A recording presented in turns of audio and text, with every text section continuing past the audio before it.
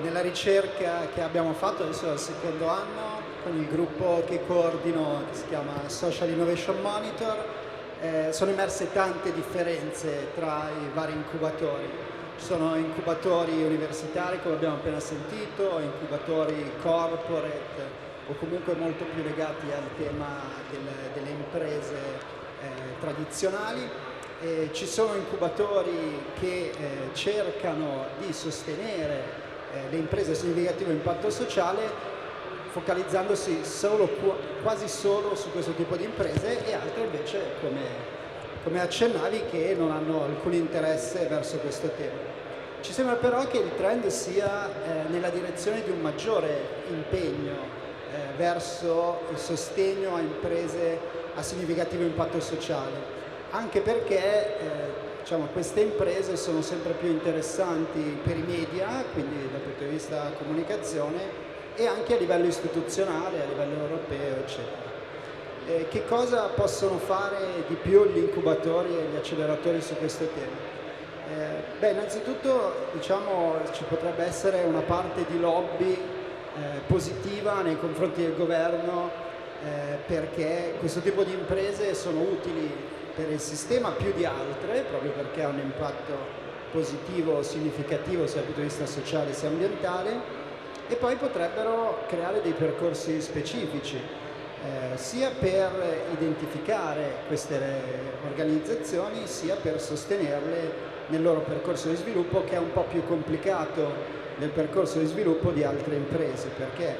queste imprese cercano appunto di coniugare un profitto economico con un impatto sociale significativo, quindi avendo due obiettivi fanno più fatica.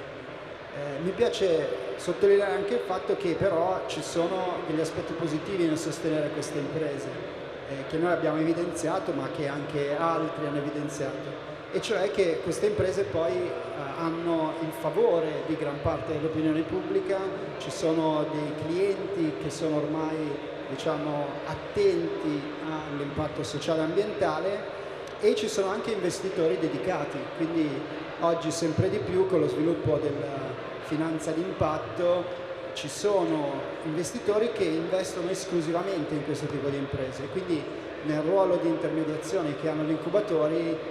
concentrarsi anche su questo tipo di imprese o comunque pensare a percorsi che ne favoriscano lo sviluppo o che favoriscano questi temi anche nelle imprese normali potrebbe essere molto utile. Quindi suggerendo a incubatori, acceleratori una metrica per misurare il valore generato da un'impresa sociale? Diciamo, la ricerca su questo tema è ancora in divenire, perché la valutazione dell'impatto sociale e ambientale è ancora veramente difficile, perché ci sono tantissime tipologie diverse. Però da un po' di anni ci sono i 17 obiettivi delle Nazioni Unite dal 2015, sono tanti, 17, quindi offrono la possibilità di andare un po' a specificare le diverse componenti di un'impresa a impatto, e questo potrebbe permettere quindi un primo framework di riferimento per sviluppare degli indicatori specifici. Poi ci sono anche degli indicatori di sintesi possibili, come lo SROI, però diciamo purtroppo bisogna fare un lavoro sulla singola impresa o sul singolo incubatore acceleratore, perché l'impatto è un tema complicato.